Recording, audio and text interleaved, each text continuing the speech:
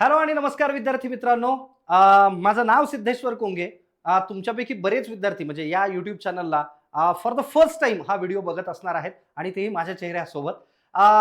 सगळ्यात पहिली महत्वाची गोष्ट म्हणजे काय की सरळ सेवेचा एक प्रदीर्घ शिकवण्याचा अनुभव मागच्या बऱ्याच काळापासून ॲग्रिकल्चरच्या विद्यार्थ्यांना पर्टिक्युलरली शिकवण्याचा अनुभव हा घेऊन मग त्याच्यात ॲग्री एमपीएससी असेल, सरळ सेवेच्या कृषी सेवक असतील, ग्रामसेवकच्या परीक्षा असतील, पशुधन पर्यवेक्षकच्या परीक्षा असतील, या सगळ्या परीक्षांना शिकवण्याचा एक प्रदीर्घ अनुभव पाठीशी घेऊन तुमच्या पुढे तलाठी भरती 2026चा अर्थात काय ग्राम महसूल अधिकारी 2026चा एक इत्थंभूत माहिती देणारा व्हिडिओ.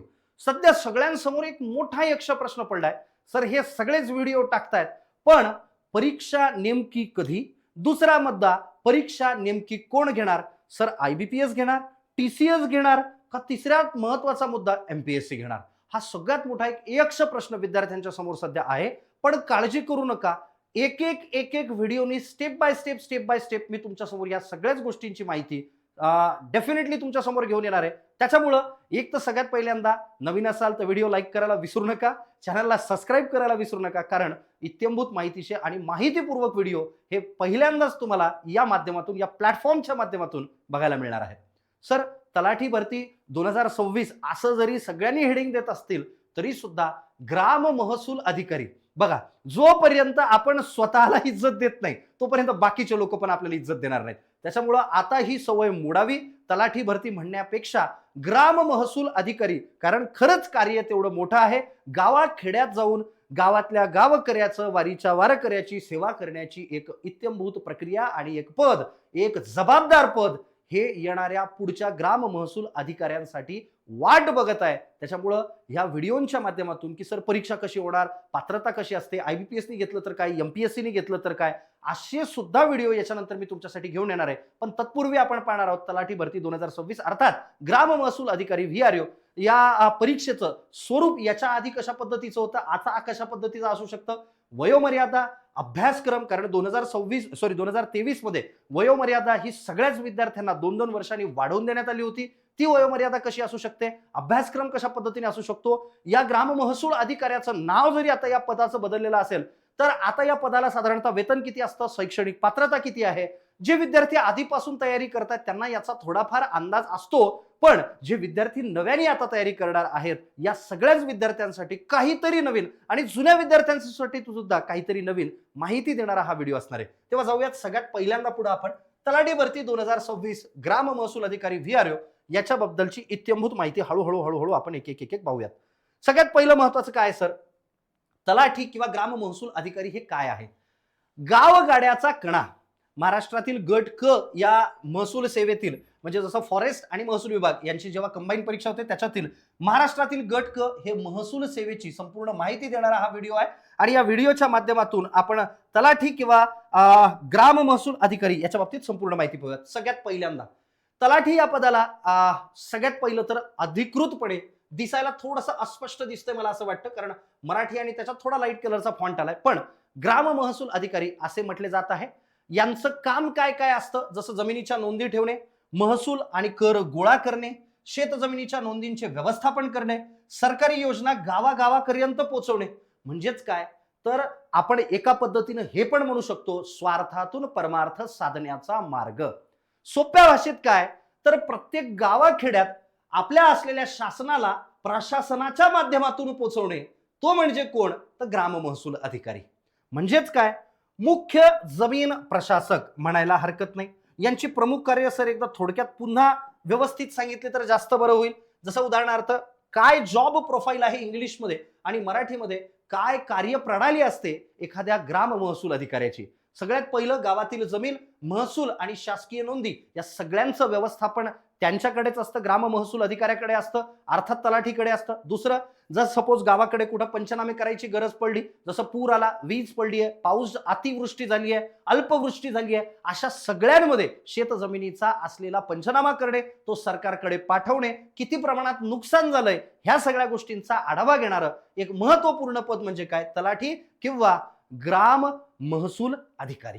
बरं अजून काय सर, जसं 7/12 उतारा, जमिनीचा फेरफार, कोणाच्या नावावरून जमीन दुसऱ्याच्या नावावरती गेली असेल, जमिनीचे लँड रेकॉर्ड ज्याला आपण म्हणतो, 7/12, 8 6 ज्याला फेरफार म्हणतो, वारसाची नोंद करणे. म्हणजेच काय, एखादा वारस कमी झाला असेल, एखादा वारस वाढला असेल, यांची नोंद करून घेणे हे सुद्धा ग्राम महसूल अधिकाऱ्याचं काम आहे. शासकीय योजनांची योग्य पद्धतीने अंमलबजावणी करणे, बरोबर आहे का. सोबत सोबत ग्रामपंचायतीसोबत समन्वय साधून त्या भागामध्ये असलेल्या अडचणी सोडवणे. आणि सगळ्यात महत्वाची गोष्ट म्हणजे काय, जमीन महसूल वसुली करणे आणि पीक पाहणी करणे. या सगळ्याच कार्यांचा एक इत्थंभूतरित्या आढावा घेणे हे ग्राम महसूल अधिकाऱ्याचं काम तुम्हाला या ठिकाणी दिसून येईल. बरं, अजून काय सर नेमकं, आता याच्या सोबत सोबत की सर जर समजा मला ग्राम महसूल अधिकारी म्हणून माझं सिलेक्शन झालंच, बरोबर आहे का. आता माहित नाही इथून पुढच्या काही गोष्टी जर बदलल्यात, बरोबर आहे का, तर त्याच्यामध्ये ह्या गोष्टी व्हॅरी केलेल्या दिसू शकतात. पण आतापर्यंतच्या इत्थंभूत माहितीनुसार सुमारे सुरुवातीचा अंदाजे पगार जो आहे तो 30,000 ते 40,000च्या आसपास प्रति महिना एवढा जाऊ शकतो. दुसरी महत्वाची गोष्ट, गावाकडे साहेब, बरोबर आहे का, ज्या वेळेस म्हणतो आपण त्यावेळेस ते एक वेगळ्या पद्धतीनं, कारण काय, सामाजिक दृष्ट्या, आर्थिक दृष्ट्या, शैक्षणिक दृष्ट्या, मान सन्मानाच्या दृष्ट्या या असलेल्या पदाचं अतिशय जास्त महत्व हे आपल्याला दिसून येतं. याच्यात काय काय, जसं पगार आपण जर पाहिला म्हणजे मूळ वेतन किंवा अधिकृत वेतनाच्या बाबतीत जर पाहायला गेलं तर वेतन श्रेणी 25,500 ते 81,100 गट क या पदानुसार आपण ग्राम महसूल अधिकाऱ्याला पाहतो. मूळ वेतन, महागाई भत्ता म्हणजे ज्याला डिअरनेस अलाउन्स किंवा डीए म्हणतात, सोबत सोबत घर भाडं भत्ता आणि इतर भत्ते सुद्धा हे वगळता अजून त्या ग्राम महसूल अधिकाऱ्याला मिळत असतात. म्हणजे अर्थात जोपर्यंत आपला का क्लिअर होत नाही, का करायचं हे जोपर्यंत आपल्याला कळत नाही तोपर्यंत माणूस काहीच करत नसतो. मग मला हे ग्राम महसूल अधिकारी हे पद का मिळवायचंय, पहिलं कारण वेतन चांगलं आहे, सामाजिक प्रतिष्ठा चांगली आहे. तिसरं, शैक्षणिक अर्हता, त्यानुसार मिळणारं काम आणि ग्राम महसूल अधिकारी ही मिळणारं पद. या सगळ्याच गोष्टींसाठी मला ह्या सगळ्या गोष्टी पुढे येणाऱ्या करायच्यात. सर करण्याची इच्छा तर मला दिसते, आता अशा पद्धतीनं कोणी माहिती पण सांगितली नाही. दोन्ही गोष्टी सांगा सर, काय फायदे आहेत आणि काय तोटे आहेत. तोटे सुद्धा सांगणं तेवढंच गरजेचं आहे, फायदे सुद्धा सांगणं तेवढंच गरजेचं आहे, पण किंबहुना फायदे जास्त आहेत. जसं कायमस्वरूपी सरकारी नोकरी पहिलं, उत्तम पगार, आर्थिक सुरक्षितता. दुसरं, मान सन्मान, समाजामध्ये मिळणारा मान सन्मान, प्रशासनात प्रमोशनची मोठी संधी. कारण शून्यातून जरी सुरुवात केली तर सगळ्यात शेवटी उपजिल्हाधिकारी पर्यंत तुम्ही पोहोचू शकता. कसं, पुढे पाहूयात आपण. सर अडचणी काय, बघा, घेतला तर ताण आहे, नाही घेतला तर नाही आहे. कामाचा वर्कलोड थोडाफार असणार आहे, कारण महाराष्ट्रामध्ये बऱ्यापैकी पदं ही रिक्त आहेत आणि त्यांचा इतरत्र कार्यभार हा आपल्या ग्राम महसूल विकास अधिकारी किंवा ग्राम महसूल अधिकाऱ्यावरती सध्या पडत असतो. पण दुसरी महत्वाची गोष्ट म्हणजे काय, बघा, आता याला एका नाण्याच्या दोन बाजू आहेत, है ना.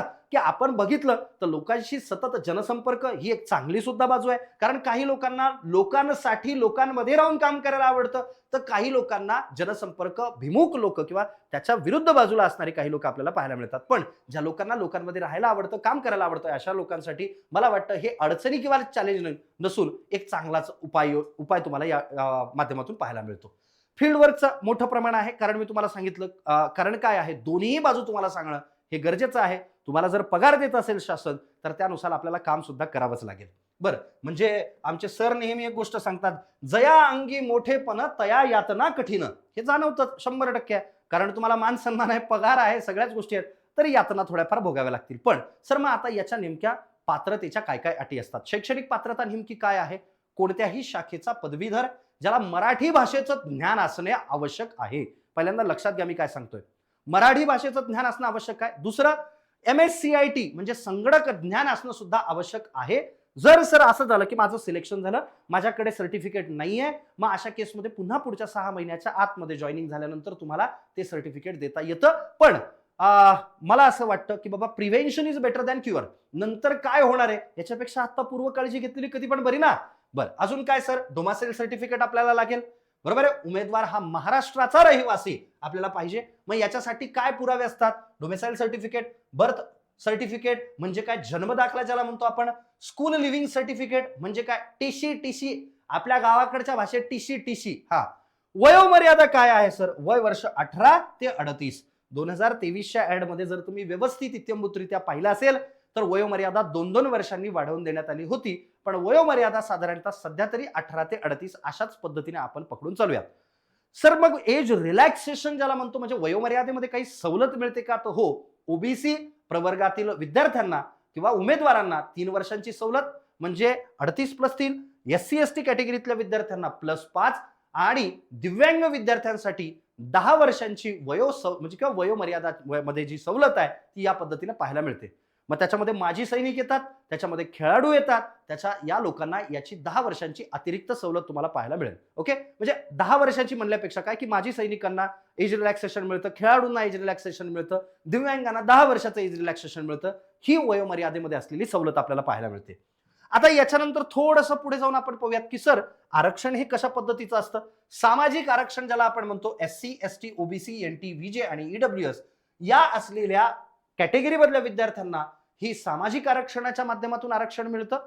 दुसरं समांतर आरक्षण म्हणजे हॉरिझॉन्टल आरक्षण ज्याला आपण म्हणतो, याच्या अंतर्गत महिला, दिव्यांग, त्याच्यानंतर म्हणजे दिव्यांगांमध्ये किमान त्याला कमीत कमी 40% तो दिव्यांग असला पाहिजे. सोबत सोबत खेळाडू, माजी सैनिक, प्रकल्पग्रस्त आणि भूकंपग्रस्त या लोकांना समांतर आरक्षण हे दिल्या जातं. आता याच्या सोबत सोबत सर एक महत्वाची गोष्ट म्हणजे काय की या आरक्षणाचा लाभ घेण्यासाठी तुम्हाला महाराष्ट्रातील उमेदवारांनाच मिळतो. आणि दुसरं याची नोंद तुमची व्यवस्थित असली पाहिजे. जसं एखादा विद्यार्थी, एखादा उमेदवार हा ओबीसी मधून येत असेल तर अशा केसमध्ये त्या उमेदवाराला है ना त्याची ओबीसी सर्टिफिकेट, त्याची कास्ट व्हॅलिडिटी, ह्या सगळ्या गोष्टी त्याला सादर कराव्या लागतात at the time of document verification. PESA क्षेत्रातील पदे शेड्यूल एरियामधली जी पदं आहेत फक्त स्थानिक आणि अनुसूचित जमाती म्हणजे ST उमेदवार पात्र आहेत. 1950 पासून त्या भागात वास्तव्य असणं हे सक्तीचं आहे. त्याच्यानंतरच पेसा क्षेत्रामध्ये तुम्हाला आरक्षण मिळेल. थोडंसं जाऊयात आपण पुढे. आता सर हे सगळं आम्हाला लक्षात येतंय, पण आता एक महत्वाची गोष्ट काय आहे, 2023 ची नेमकी काय आकडेवारी आम्हाला सांगते. 2023 ची आकडेवारी, अर्थात ही आकडेवारी दरवर्षी बदलणार आहे. म्हणजे यावेळेस येणाऱ्या तलाठी भरतीमध्ये किंवा ग्राम महसूल अधिकारी भरतीमध्ये आपल्याला ही आकडेवारी बदललेली दिसणार आहे. पण जर साधारणतः तुम्ही एक अंदाज लावायचा प्रयत्न केला आपण, तर मागच्या वेळेस जवळपास 4644 पदं आली होती आणि याच्यासाठी आपल्याला 8 लाख प्लस अर्ज हे विद्यार्थ्यांचे आलेला दिसलेत. म्हणजे याचा अर्थ स्पर्धा काय फार कमी अशातला भाग नाही. 2 पावलं तुम्हाला पुढे राहायचं असेल बाकीच्या विद्यार्थ्यांपेक्षा तर तयारी लवकर सुरू करणं आणि योग्य पद्धतीने सुरू करणं फार जास्त गरजेचं आहे. कारण आपण एक साधं उदाहरण जर पाहिलं की तुमचा मार्गदर्शक कोण याच्यावरून तुमची दशा आणि दिशा ह्या दोन्ही गोष्टी ठरत असतात. यामुळं आपला मार्गदर्शक निवडत असताना आपण कोणत्या गोष्टी बाबतीत तयारी करतोय, कोणाकडनं करतोय, कशा पद्धतीनं करतोय, या सगळ्या गोष्टी निश्चितपणे आपण पाहूनच पुढची सुरुवात करायला पाहिजे. सर कशा पद्धतीची परीक्षा असते. जनरली पहिल्यांदा अर्ज मागवले जातात. आता याच्या आधी ही परीक्षा IBPS ने घेतली होती, TCS ने घेतली होती, त्याच्यामुळे ऑनलाईन अर्ज मागवले होते. सेम प्रक्रिया जनरली आता सुद्धा राहील.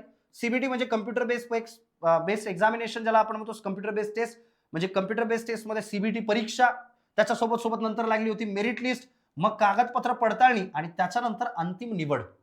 सगळ्यात महत्वाची गोष्ट म्हणजे काय, मेरिट ही निवड जी आहे ती मेरिट वरती होते आणि या परीक्षांना मुलाखत नसते हे मात्र लक्षात ठेवावं. अर्ज, त्याच्यानंतर परीक्षा, डायरेक्ट मेरिट लिस्ट, त्याच्यानंतर कागदपत्र पडताळणी आणि त्याच्यानंतर अंतिम निवड. मग परीक्षा ही भलेही MPSC ने घेऊ किंवा परीक्षा ही IBPS ने घेऊ, याच निवड प्रक्रियेमधून आपल्याला जावंच लागतं किंवा जाणं गरजेचं आहे. म्हणजे ऑनलाईन अर्ज मागवणे, त्याच्यानंतर कॉमन रिक्रुटमेंट प्रोसेस होणे, त्याच्यानंतर मेरिट लिस्ट लागणे, कागदपत्र पडताळणी आणि सरते शेवटी अंतिम निवड. याच पद्धतीनं कुठलीही परीक्षा, मग परीक्षा कोणत्याही कोणीही घेऊ, याच पद्धतीनं आपल्याला पाहायला मिळेल. सर याच्यासाठी लागणारा परीक्षेचा स्वरूप कसं असतं, म्हणजे परीक्षेचं स्वरूप कसं आहे सर.